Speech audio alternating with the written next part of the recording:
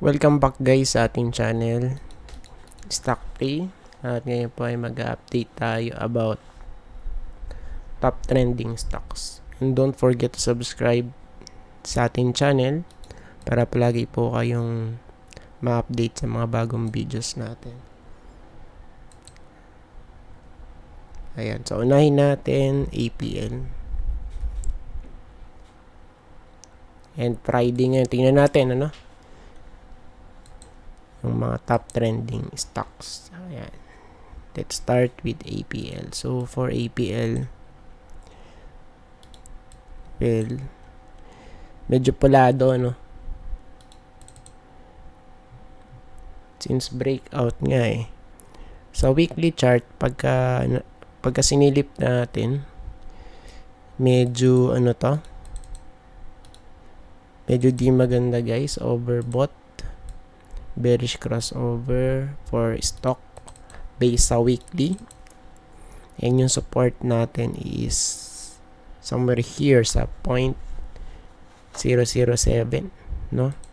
sa daily chart, doji candlestick. Well, tignan natin sa 4-hour chart. Ayan, so may chance pa naman na mag-rally to ng konti, pero yun nga. Based dito guys, ayan sa weekly,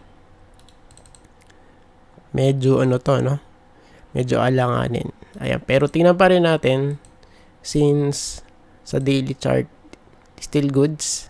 So pwede pa naman to na mag-rally next week. Same here sa 4-hour chart. Okay. Then, sa 2-hour chart,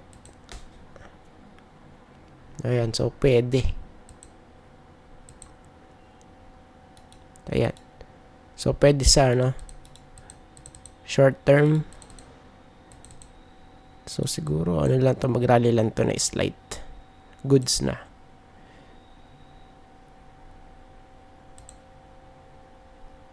Dito parang may meron kasi ditong resistance diba? So it means na pag nag-breakout, so possible ma-hit somewhere here malapit sa 0.0008 or 85, 0.0085. Or kung hindi naman, so possible ayun na, somewhere here sa area na to. So just in case lang na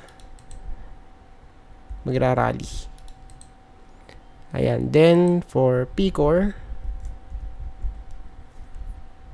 check natin Picor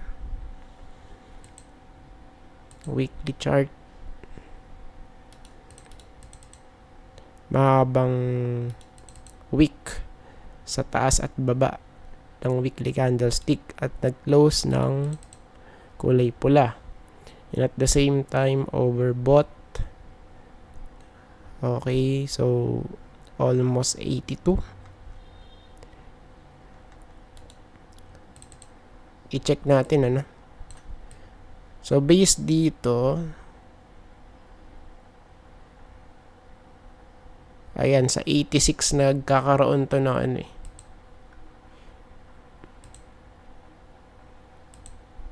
somewhere here.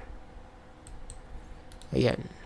So, it means, yes, may chance pa naman na na magkaroon ng konting rally pa. Even though na overbought na siya, Ayan, pero na to guys. Medyo delikado na talaga kasi overbought na siya. If ever naman na pa ito magra-rally pa na konti, medyo latak na yung kumbaga, para sa kumbaga nakabili dito sa taas. So bonus na lang yung kumbaga. Sa daily chart,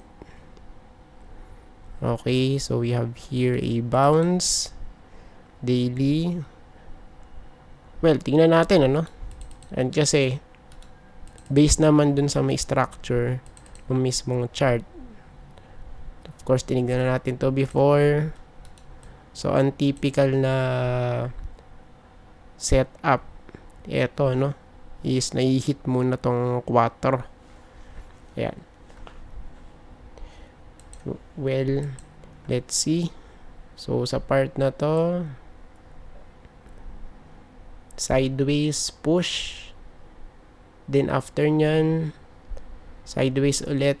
Then, bagsak. Then, naulit. Rally. Sideways. Okay, tas push. Laglag. Okay, tapos lower height, lower lows. Then, bagsak ulit dito. Ayan, sa may previous position, ano. Then, we have here, isa pa. Okay. Then, sideways. Then, push. Then, right now, bounce. So, this time, tingnan natin kung may hit ulit ito. Kumbaga, isang hirit pa, no? Pero yun nga, since pagka binalikan natin yung sa weekly, overbought na. Ayan. So, may case na, ano siya, no? Na magsa-sideways ng matagal. Then, tignan natin kung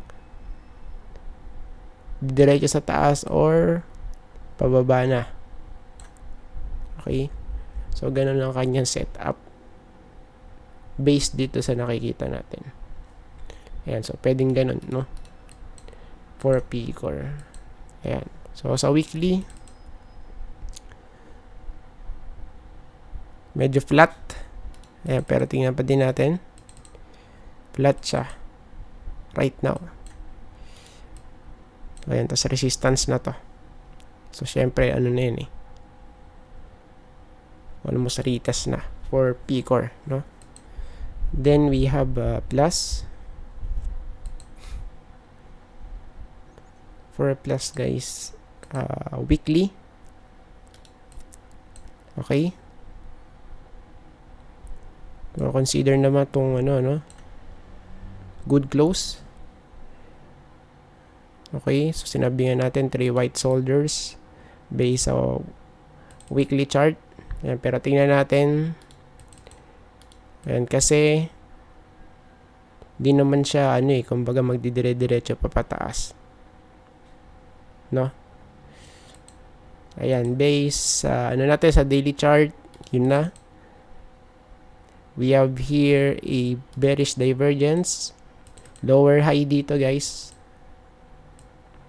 High, lower high. Then, pagka-chinek natin yung sa may chart, higher high. Ayan, no? High, tapos higher high. Well, yung support natin somewhere here sa 18, ano? 18.3, 18.4. Ayan, so ito yung pinaka-itsura ni Plus right now, no? Next, SEC. Okay, so ito na ang rally, guys. Okay, so halos na field na, no? Of course, konti na lang. Ayan, kasi ganito play palagi for SEC, no? Ayan, basta may gap, so opportunity yun. Pero it doesn't mean na palaging ganun yung mangyayari. And before, of course, maraming beses na ano yun eh, nangyari. Like this one, no? Diba ano to? Gap. Tapos na field. May gap ulit. Bagsak. Na field ulit. And possible, this time ulit is ma-field dyan. No? Kaya, tignan natin. Yan, kasi may crossover na dito. Tapos divergence. Lower low, tapos higher low dito. Based sa weekly chart. So, it means pwedeng ano to, no? mag-retest ay as high as ano, no? Sa 33 kasi andito yung ano natin eh. Weekly moving average. Ayan, no? Pwedeng ganun. Yung ano natin dito, set up for SEC. And sa daily chart kung titignan natin, so almost may hit na rin kasi yung 200-day moving average. Ayun o. Diba? Pero hindi pa siya filled. Mismong gap. Well, tingnan natin, no? Meron sigurong news about this. Yan, kaya nag-rally, ano. Next, yan, Shell Pilipinas. Tingnan natin. Weekly. Okay.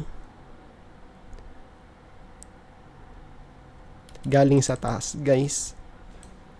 Okay. Well, tingnan natin, ano.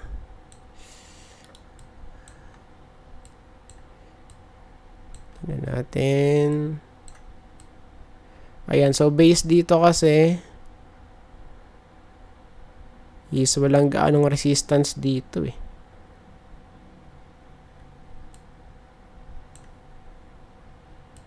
Ang medyo ano lang pwede. Ito. Nasa area na to, no? If ever man na ano pa magrarally pa. Sa 14. 14.37. So, pwede dyan. Tapos, ito magse-serve as support. Ayan. So, possible magiging support na to, guys. Ayan, sa area na to. Ayan. So, tignan natin kung mag-hold dyan, no? At medyo malalim yan. So, remember, yung last close sa weekly, yung week is umabot dito, oh. Sa 9.68. Ayan. Pagka di nag-hold, so possible magre-retest dyan, no? Just in case lang na hindi mag-hold. Then, sa daily chart, so, retest nga lang to. Retest, guys. Right. Ayan. Laglag, tapos recover na konti. So, sa next week, of course, makikita natin, ano? Kung siya ba ay masusustain or malalaglag pa baba. Ayan. So, yun ang nakikita natin. Plus, meron ditong gap. May gap, guys, sa 7. 7.67 something, no? Okay, so, tingnan natin kung mag-hold, guys.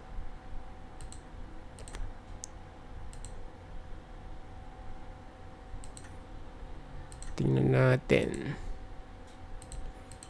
Ayan. So, para siyang plug eh. O, diba? Parang bull plug eh. Pero, let's see, guys, no? Kung ano mangyayari. Ayan, no? For Shell. Tapos, next. Ano pa ba? Last na to. OGP, guys. Ayan. OGP, same pa din. Retest nga to eh, dun sa may ano eh. Yan, pero wala pa rin to sa hulog, guys. Much better kung dito, malapit dito, guys, sa 33, ano? 36 siya ngayon eh. 36, tapos may mga divergence nga before. Then, sa daily chart,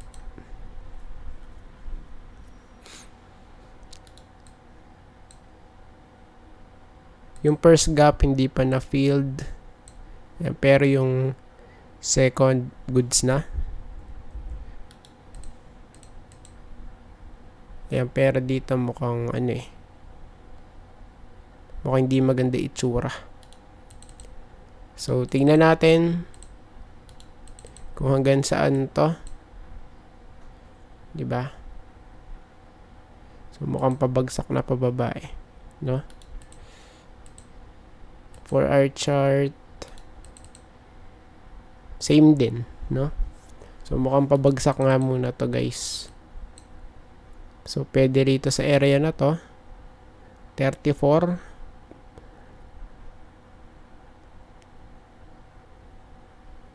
Somewhere here sa 34.4.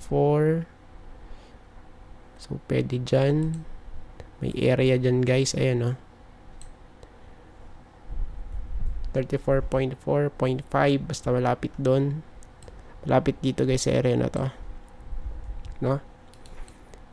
And syempre yung sa ano natin. Horizontal support. So, ito naman malapit dito sa 33. So, yan na nakikita natin for OGP. Medyo hindi goods. Well, tingnan natin kung ano mangyari. No? Ayan. And I think tapos na po tayo guys. At maraming salamat po sa panonood. And see you po sa next video. Bye-bye and God bless.